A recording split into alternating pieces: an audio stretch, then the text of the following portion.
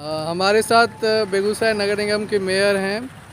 अभी हम लोग बीपी स्कूल के पास हैं सर्वोदय नगर में। तो ये जो पोखर है हम देख रहे हैं बहुत सालों से गंदगी पड़ा है और बहुत लोग अतिक्रमण भी करते हैं। बहुत लोग मिट्टी बालू भरा के इसको अतिक्रमण कराए हैं। तो इसको साफ़ सुथरा करने के लिए, और छठ भी आ रहा है तो इसको साफ़ सुथरा बेहतर करने के लिए क्या कर रहे हैं? आपका क्या प्रयास रहा है? देखिए, अभी तो लोक आस्था का महान पर्व छठ पूजा है। तो छठ पूजा में तो पोखर का साफ सुथरा जरूरी है। तो कहीं न कहीं ये लगता है हम लोगों को, जो जो छठ व्रती हमारी माता बहनें आए उनको किसी तरह का परेशानी नहीं। इसके लिए नगर निगम के द्वारा ये नगर निगम में 18 पोखर है, 17 या 18 है। तो सब जगह कहीं न कहीं सभी पोखर का जीर्णोद्धार हो रहा है, रंग रंगैया हो रहा है।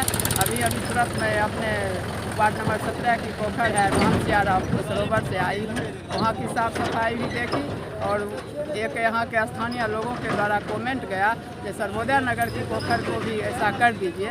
तो अभी तुरंत मैं आई, एक महिला को देखे अपना कुछ पन्नी में लाई और वहाँ पोखर में फेंक रहे थे। तो लोगों को जब तक ये मानसिकता चेंज नहीं होगा, जो पोखर हमारे वार्ड का धरोहर है, हमारी जिम्मेदारी है साफ़ सुथरा रखना, क्योंकि स्वच्छता में लक्ष्मी का वास होता है। तो लोगों को जब तक ये नहीं सोचेंगे इस पोखर की जिम्मेदारी नगर निगम की नहीं है, ये जिम्मेदारी आप लोगों की है।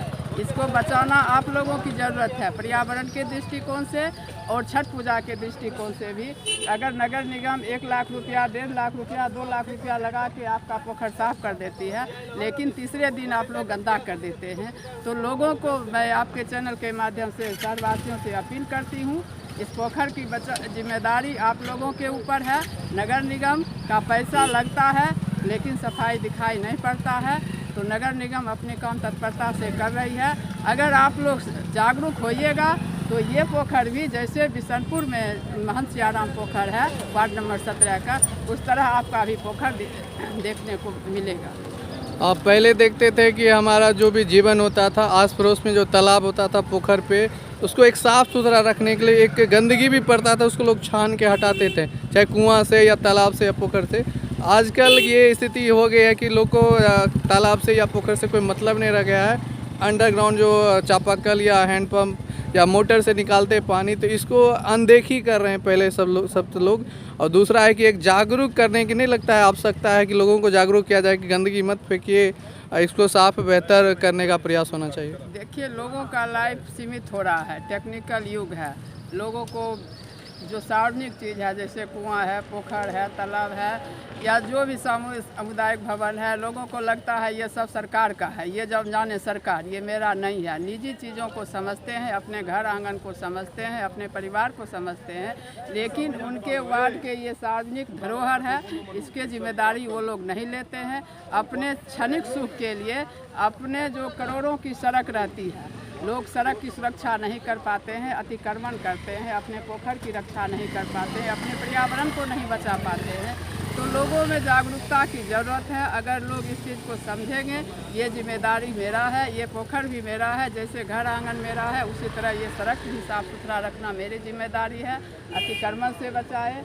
कल परसों ही देखे एक बच्चा पोखर में गिट्टी फेंक रहा है, खेल रहा है। तो लोगों को कहीं कहीं ये चेंज करना होगा, मानसिकता को चेंज होना होगा, तभी जाके ये नगर निगम के द्वारा या अन्य स्रोत से भी अगर जल जीवन हरियाली के तरफ से भी ये साफ़ होता है तो साफ़ रखना स्थानीय लोगों की जिम्मेदारी। बिहार के मुख्यमंत्री जो जल जीवन हरियाली की बात कर रहे हैं, तो आप पूर्व मेयर हैं, साथ प्रतिनिधि हैं, तो इस पोखर को लेकर आपका क्या प्लान है? बहुत सारे पोखर हम देख रहे हैं कि जो सीढ़ी बना हुआ है या उसमें साफ़ सफाई रहती है एक लगातार, उसके लिए क्या प्लान है इस पोखर को लेकर, सर्वोदय नगर पोखर? ये तालाब जो है ना, ये थोड़ा विवादित तालाब है और जहाँ भी कोई ढंग का अगर विवाद है तो सरकार के स्तर से वहाँ कोई कार्य नहीं हो पाता है, क्योंकि हर सरकार का यही और हाईकोर्ट का गाइडलाइन है, जो किसी भी रैयती ज़मीन पे आप कोई कार्य सरकारी कार्य नहीं कर सकते।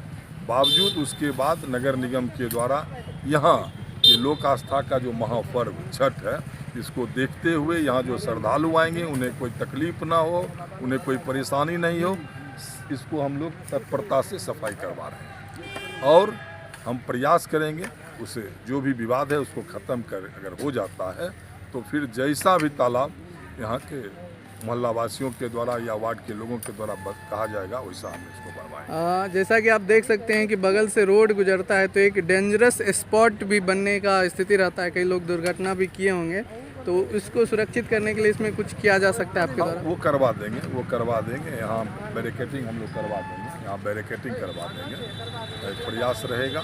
और सबसे देखिए दिक्कत परेशानी हम लोग को यही होता है कि अगर कहीं कोई विवाद नहीं है तो फिर काम करने में हम लोग को कोई परेशानी नहीं। जहाँ छोटा सा भी विवाद आ जाता है ना, तो फिर नगर निगम को कहीं ना कहीं उसमें काम करने में परेशानी है। लोगों का अगर सहयोग मिलेगा, अभी हम यहाँ पहुँचे, हमारा सफाई कर्मी साफ कर रहा है और एक मैडम एक झोला, एक बड़ा झोला में लाई और सब कचरा उसमें आराम से फेंक रही है। तो ये मानसिकता जब तक लोगों का नहीं बदलेगा ना, ये तालाब हमारा धरोहर है, इसको साफ रखना हम सब की जवाबदेही है। यहाँ तो लोगों को लगता है कि सिर्फ साफ रखना नगर निगम की जवाबदेही है, मेरा काम है इसको गंदा करना। और तालाब को लोग डस्टबिन समझते हैं और डस्टबिन के रूप में इसका यूज करते हैं। तो लोगों की मानसिकता बदले। आप लोग भी मीडिया के भाई हैं, आप भी लोगों को जागरूक कीजिए, और जब सभी लोग जागरूक हो जाएंगे तो निश्चित ही जो भी हमारा ये धरोहर है, और ऐसे तो अन्य जो तालाब है उस पर रंग रोगन सजावट सब हो रहा है, यहाँ भी होगा। श्रद्धालुओं को कोई परेशानी नहीं हो, इसके लिए नगर निगम कार्य कर रही है, तत्परता से कार्य कर रही है।